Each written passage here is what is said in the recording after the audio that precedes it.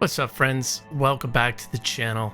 Today we are diving into the brand new library courtesy of Sonixinema Archetypes, performed by the Oscar-nominated cellist Joe Zeitlin. It is 10 gigabytes of goodness running on the full version of Contact.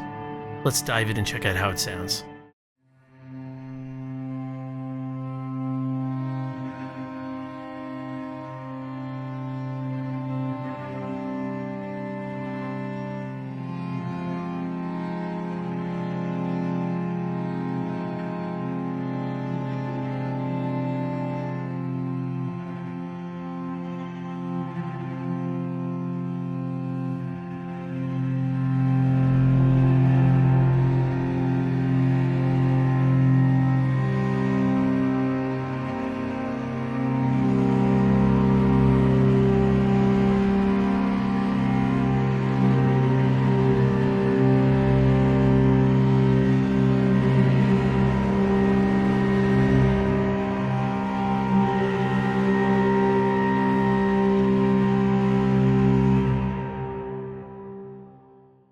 So let's take a look at the interface.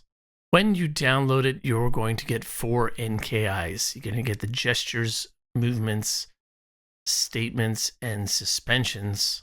Right now I have the suspensions loaded up. Let's take a look. We have our main page as well as an info panel, and all of our articulations are at the top of the screen. Each one is assigned to a key switch, which you can change at your leisure. You have your left and right panning, and you have your volume control for each articulation. You can also stack articulations by holding the shift key down. And if we click on these arrows at the top, this will shift our key switches. Let's take a look at the global control. We have our dynamics. You can assign that to your mod wheel, or if you have a fader control, high pass and low pass filters, stereo spectrum. You can purge some samples. This is interesting. I feel like this is new from Sonixinema. I could be wrong. We have a warp control. Let me hold down a chord and I'm going to gradually increase the warp, and you'll hear what that's doing.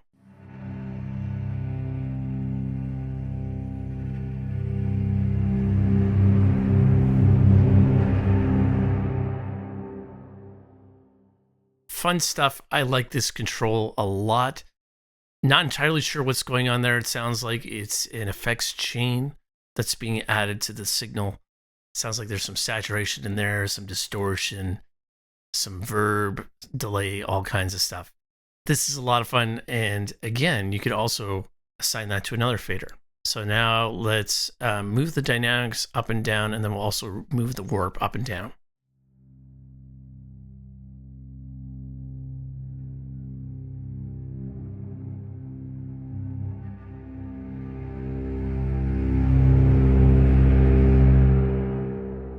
Pretty cool stuff. That'd be a really good way of getting like a really big crescendo that's also adding the effects chain.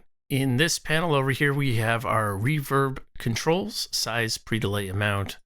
You have a host of reverbs that you can choose from. We get some saturation we can add. We get some delay we can add. You can sync this to your host tempo.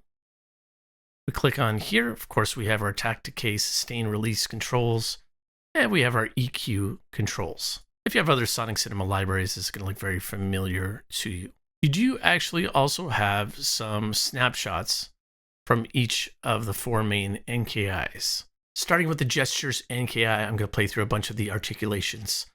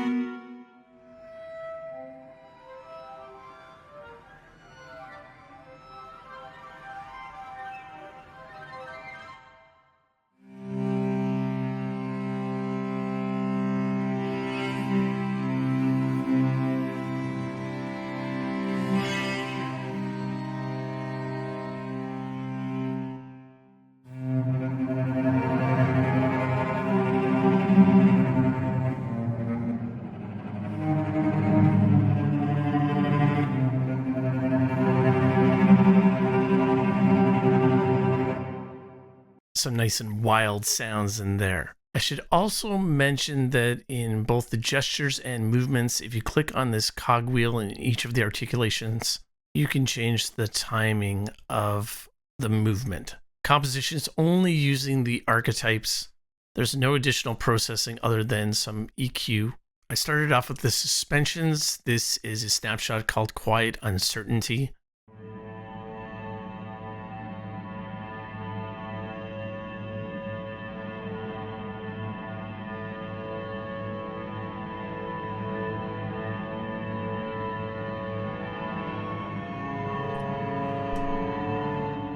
Just to kind of set the stage. To that, I added from the statements NKI, it's called Distant Memories Snapshot.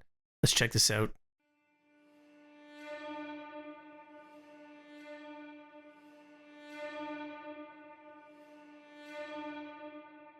fun fact for that one, because it's actually a combination of the breathy slips and flare harmonics, I panned one of the articulations left and one hard right. And I just thought it sounded really, really cool, kind of dance around in your headphones. Next up, we went with the gestures, rotations, minor seconds. Let's check that out.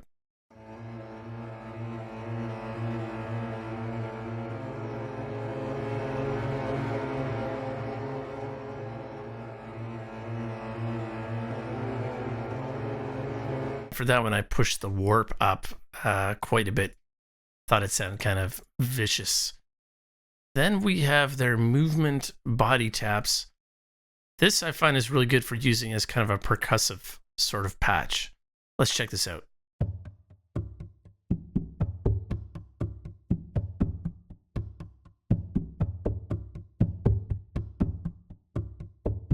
And I found for this one, the drier the better. I just have a little bit of reverb. I use their small room reverb. Things to note, if you use the warp slider, and I think you should because it sounds really cool, it does add a whole bunch of effects. So I would take the reverb off if you're going to add any bit of warp because the signal's going to start to get really, really messy. Next up, we have some more movements. We have their chugs.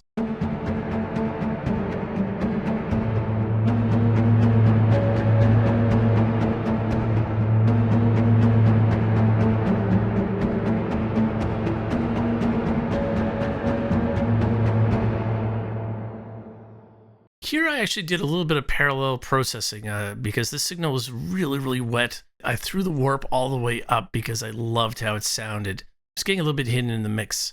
So I copy and pasted that exact same part, same articulation, and I took everything off. No reverb, no warp. I rolled off all the low to get a really kind of sharp, nasty sound. Now if you hear the really wet signal and then you'll hear me add the dry one in, you're going to hear the difference.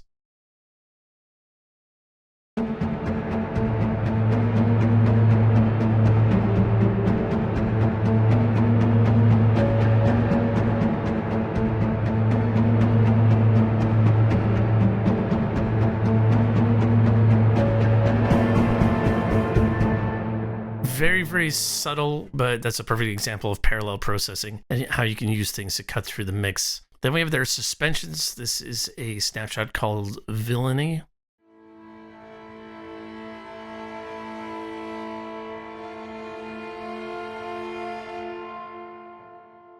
And then we have some more movements. We have friction. Let's check this out.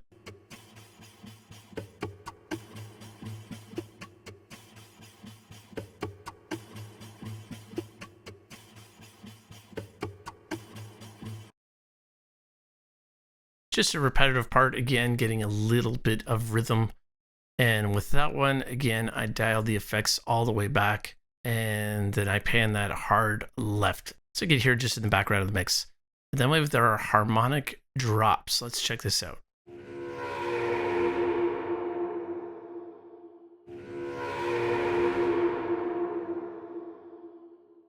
So it's very heavy on the sound design end of things. My favorite thing about it has got to be the warp slider. I would actually like to see that added to some of their other libraries. The solo cello library that they put out not too long ago, that would sound really cool. So who's it for? It's if you're looking for a non-traditional cello library that you can create kind of patterns and rhythmic textures very, very quickly. I think it does that very, very well. If you're looking for a traditional solo cello library, this is not it. It is heavy on the performance side of things and heavy on the sound design part of things. One thing that I did find about this library was that it was really easy to create things very, very quickly. And I love to work fast. I don't like wasting time. If you need something to run underneath the track, some textures, some rhythmic textures, this is going to get you there very, very quickly. There you have it, my friends. Go forth, compose. I'll catch you in the next one. Cheers.